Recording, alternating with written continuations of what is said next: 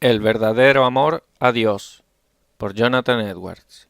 Pues este es el amor a Dios, que guardemos sus mandamientos, y sus mandamientos no son gravosos. 1 Juan 5:3. El amor a Dios en nuestro texto es descrito por sus dos efectos genuinos. Primero, la observancia de los mandamientos de Dios. Pues este es el amor a Dios, que guardemos sus mandamientos. Esto es dado muy frecuentemente en la Escritura como la prueba más segura de sinceridad, como en el segundo capítulo de esta epístola del verso 3 al 5. Y en esto sabemos que nosotros le conocemos, si guardamos sus mandamientos. El que dice, yo le conozco y no guarda sus mandamientos, el tal es mentiroso, y la verdad no está en él. Pero el que guarda su palabra, en este verdaderamente el amor de Dios se ha perfeccionado. Por esto sabemos que estamos en él. Este mismo Cristo, mientras estaba en la tierra, dio como una característica segura de amor a Él. El que tiene mis mandamientos y los guarda, ese es el que me ama, y el que me ama será amado por mi Padre, y yo le amaré, y me manifestaré a Él. Juan 14:21. Segundo, el segundo efecto de amor verdadero a Dios es que hace que los mandamientos de Dios no nos parezcan gravosos. Hay una gran diferencia entre esa obediencia parcial de hipócritas y hombres malvados y la obediencia sincera de verdaderos amantes de Dios. Uno hace su deber como un pedazo duro de esclavitud al que es impulsado por los remordimientos de su conciencia y las amenazas terribles de la ley, como una cosa que está directamente opuesta a su naturaleza. Él actúa como alguien muy fuera de su ambiente. Pero el otro acomete esa tarea sinceramente como a lo que su predisposición natural le inclina, de lo que elige y en lo que se deleita.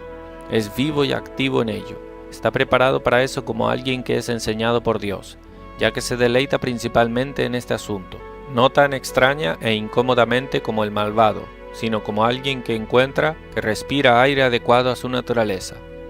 Es este último efecto de amor verdadero a Dios que hemos elegido en insistir en este momento y hablar de esta doctrina implicada en las palabras. Doctrina. Verdadero amor a Dios hace los deberes que requiere de nosotros fáciles y deleitables. No hay necesidad de transmitir alguna descripción particular de verdadero amor a Dios, pues este es el mismo plan del texto, es hecho en la doctrina, y es también nuestro asunto completo en este discurso. Describir el verdadero amor a Dios por sus efectos por lo que es mejor conocido. Por tanto, explicaremos la doctrina en los tres métodos siguientes. Primero, ¿por qué el amor de Dios hace el deber fácil y agradable? Segundo, mostrar cómo los deberes particulares requeridos por Dios son hechos fáciles y agradables por ello. Tercero, ¿cuáles son esos placeres que un verdadero amante de Dios experimenta en el camino a su deber? Primero, ¿por qué el amor de Dios hace el deber fácil y agradable? Es por estas 5 razones. Primero, mortifica aquello que es la única cosa que hace que el deber sea incómodo, incluso nuestra depravación y enemistad natural contra Dios. Lo que Dios requiere de nosotros en sí no tiene ninguna dificultad, sino que es perfectamente fácil. Si no fuera por nuestra enemistad natural a Dios y aversión a la santidad, todas las leyes de Dios serían realizadas tan fácilmente como el sol brilla o como un río al deslizarse entre sus márgenes, con la misma facilidad que cogemos nuestra respiración cuando estamos en un dulce sueño. De hecho, deberíamos ser activos, vigorosos y vivos, y así son los rayos del sol. Pero solo sería esa energía que sería totalmente natural para nosotros.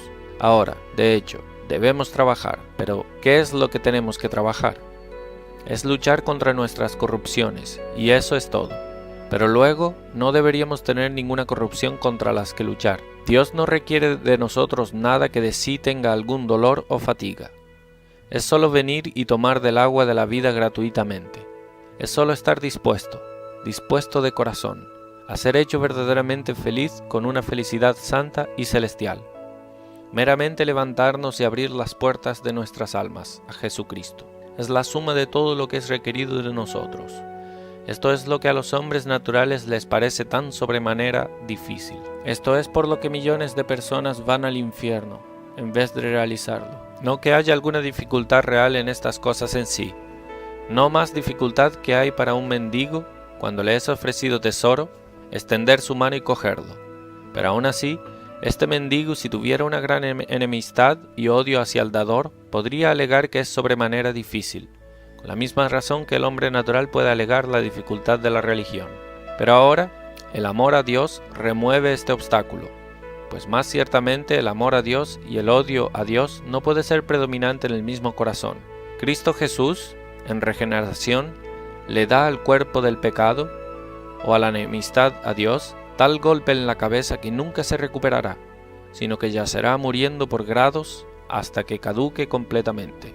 Hay de hecho restos de corrupción en el mejor, mientras esté en este tabernáculo, pero el principio contrario predomina y consecuentemente el agrado que un piadoso prueba debe predominar y ser mayor que la dificultad. Segundo, el verdadero amante de Dios es suministrado con la fuerza de Cristo para habilitarlo con facilidad y placer a realizar su deber.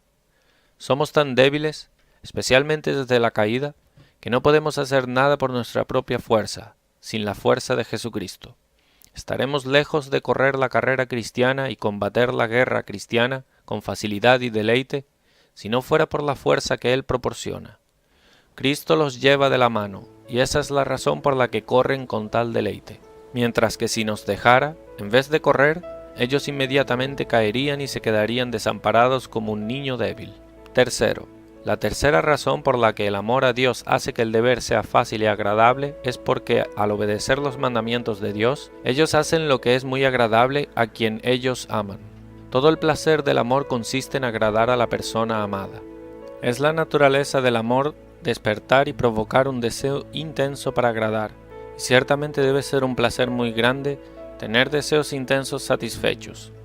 Ahora, el amor de Dios causa en quienes es implantado que deseen más intensamente agradar a Dios que cualquier cosa en el mundo. Los lleva a abrazar de corazón oportunidades de agradarlo y de dulcemente reflexionar en ello, cuando saben que lo han agradado. El amor hace que todas las dificultades se desvanezcan y que las montañas sean llaneadas, cuando se ponen en el medio de agradar o disfrutar de la persona amada. Así, el amor que Jacob tenía a Raquel hizo que los 7 años que sirvió le pareciesen a ella sino unos pocos días. Génesis 29:20. Así el amor libre de Dios hace que la mortificación y autonegación parezca fácil y agradable cuando se ponen en el medio del deber, de agradar y disfrutar de Dios.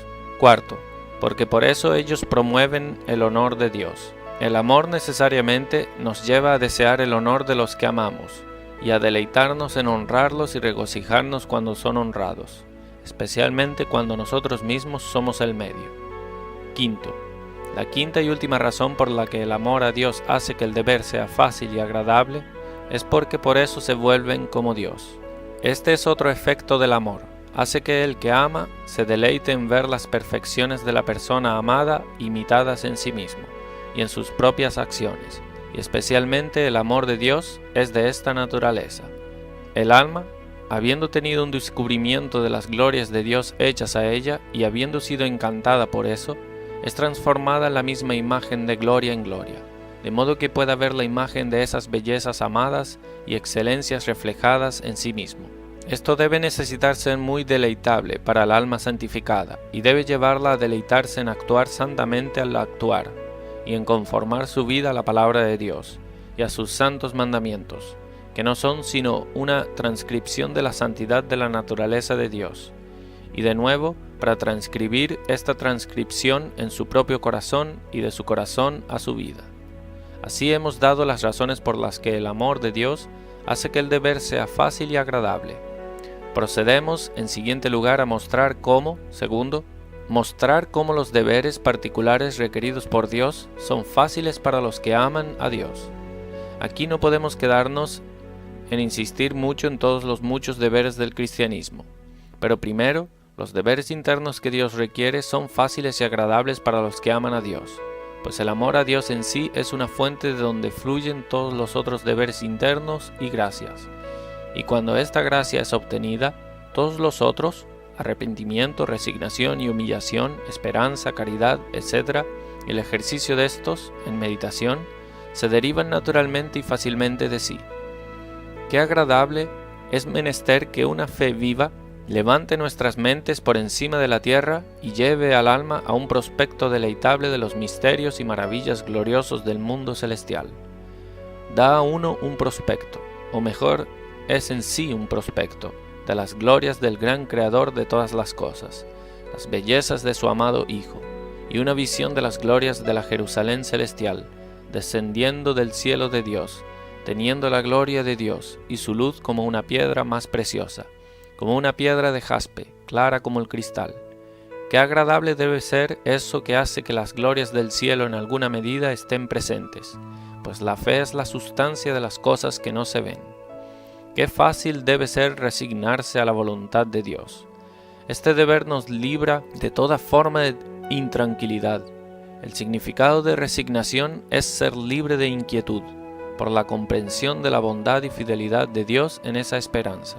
Y de hecho todos los deberes internos del amor, resignación, fe, esperanza, caridad, etc., no es nada sino estar tranquilo, calmo, sereno, agradable y feliz. Sí, hasta los deberes de arrepentimiento y mortificación, como un cierto autor lo expresa, son un verdadero Canaán. Segundo, los deberes externos de la religión se vuelven fáciles y agradables por el verdadero amor a Dios. Los deberes hacia Dios, tales como la oración, cantar alabanzas a Dios, oír la palabra y cosas semejantes, son su deleite. ¿Cómo odia el malvado entrar en la presencia de Dios, especialmente en secreto, en la oración en el cuarto, lo cual es un gran deber de un cristiano? Qué poco paladar y sabor tiene al escuchar la palabra de Dios, ¿y cuándo los oiremos hablar de cosas celestiales? Pero es muy al contrario con el que verdaderamente ama a Dios. Nunca es tan bien agradado como cuando su corazón está comprometido en tales deberes. Se deleita también en deberes que le respectan más inmediatamente, en actos de templanza externo, paciencia y autonegación, al igual que los actos que respectan a su prójimo, tales como justicia, bondad fraternal, caridad, mansedumbre y rebajamiento, beneficencia y hospitalidad. Él se deleita en seguir el ejemplo de Jesucristo y en tomar su yugo sobre él, el cual es fácil, y su carga que es leve. Tercero, ahora llegamos en tercer lugar a mostrar cuáles son los tipos particulares de placer que los que aman a Dios experimentan al hacer sus deberes. Aquí hablaremos solo de los placeres espirituales, pues hay hasta mayores placeres temporales que pueden ser disfrutados en una vida piadosa que en una vida malvada. Deja que los placeres pecaminosos sean todos muertos y removidos, y estos placeres legítimos, que restan, darán un sabor más dulce de vida que todos los placeres de esos que se entregan a los sentidos y a sus disfrutes. El yugo de Satanás es de lo más cruel, un yugo de hierro. Los tormentos de la maldad, hasta en esta vida, son mucho mayores que sus placeres, y superan en mucho la mortificación de cortarse una mano derecha y arrancarse un ojo derecho, cosa que el Evangelio requiere de nosotros. Pero aún así, cosas temporales son tenidas como pérdida y estiércol en comparación con la excelencia de Cristo Jesús, y los placeres espirituales de los que tienen experiencia, de los cuales hablaré en este momento. Placeres los cuales son muchísimos como también sobremanera grandes, pero todos están implicados bajo estos tres encabezados: paz de conciencia y el placer de comunión con Dios, y una alegre esperanza de gloria. Primero, quien ama a Dios al obedecer sus mandamientos experimenta paz de conciencia por la comprensión del perdón de sus pecados y la imputación de la justicia de Cristo. La mente de un hombre malvado es amargamente atormentada hasta en esta vida con acusaciones de conciencia. Él viaja en dolor todos sus días. Un sonido terrible hay en sus oídos. Pero aquel que ama a Dios oye esa misma persona que aquietó los vientos y el mar con su poder todopoderoso, clamando: paz, aquíétate, hablando paz también a su alma. De modo que el alma, que antes estaba como el mar, turbado, continuamente echando lodo y suciedad, es ahora llenada con una tranquilidad divina y una calma y serenidad celestial. Es llenada con esa paz de Dios que sobrepasa todo entendimiento, lo cual nunca es experimentado por los hombres malvados, ni pueden concebir nada de ello sino aquellos que la experimentan. Segundo, un verdadero amante de Dios experimenta los placeres de comunión con Dios, Este es el mayor tipo posible de placer que puede ser disfrutado por una criatura. Ángeles no tienen un tipo más exaltado de placer que este. Y si Dios creara un tipo de seres 1000 veces más perfectos que ellos, no serían capaces de un tipo mejor de deleite. Pues ¿qué puede ser más deleitoso que conversar con el Creador excelente y glorioso de todas las cosas, de expresar amor y mutuamente recibir expresiones de amor del gran Jehová? Pero los que aman a Dios experimentan placeres como estos. El Todopoderoso se rebaja para mantener una correspondencia y relación con quienes lo aman. Ellos dulcemente sienten las influencias celestiales de su Espíritu Santo, descendiendo sobre ellos como rayos refrescantes del sol, y como una brisa de viento que hace que sus especias manen, que llenan sus almas, el jardín de Cristo, con una dulce fragancia, dulce para ellos y dulce para Dios mismo. Tercero, quien tiene verdadero amor a Dios experimenta, mientras hace su deber, una esperanza alegre de gloria eterna, ese sentido de una conciencia calma, y los placeres de sociedad con el Rey de Reyes. Las experiencias que son disfrutadas aquí son solo algunos anticipos en este desierto seco y estéril de esos frutos que crecen en la mayor abundancia y plenitud en la Canaán celestial de la cual ellos esperan. Lo que ellos tienen aquí son como señales de lo que está por venir. Dios solo por el presente les da un sabor de lo que podrán esperar que les otorgará de su misericordia. Dios en algunas estaciones los llama, como si fuera para la montaña, Abarim, para contemplar y tener un prospecto distante de la buena tierra a la que están viajando. Aplicación. Primero, de ahí aprendemos del gran equívoco de los que juzgan la religión como una cosa sobremanera difícil, incómoda y melancólica. Multitudes asumen una noción de que la religión es una cosa sumamente dura, difícil. Si luego que abrazan la religión, deben esperar que no verán más días buenos. Deben depender en vivir lamentándose, tristemente, la parte restante de sus días. Pero ellos son los únicos que nunca han tenido la experiencia de la religión. Ellos, ciertamente, no son jueces cualificados de la religión para saber nada sobre ella. Son totalmente extraños a ella, que dan sus juicios de la religión meramente al azar, sin razón o experiencia. Todos los que han estado familiarizados con la religión han encontrado que sus placeres son mayores y mejores que cualquier deleite sensual. Ellos ciertamente son los jueces más cualificados que han probado ambos, y ninguno nunca ha declarado lo contrario, sino quienes han probado solo un tipo. Nunca nadie ha acusado a la religión de ser amarga, sino los que nunca la han saboreado. La razón por la que ellos asumen los preceptos de la religión como sumamente pesados y molestos es porque encuentran en sí mismos una gran contrariedad y aversión a ella.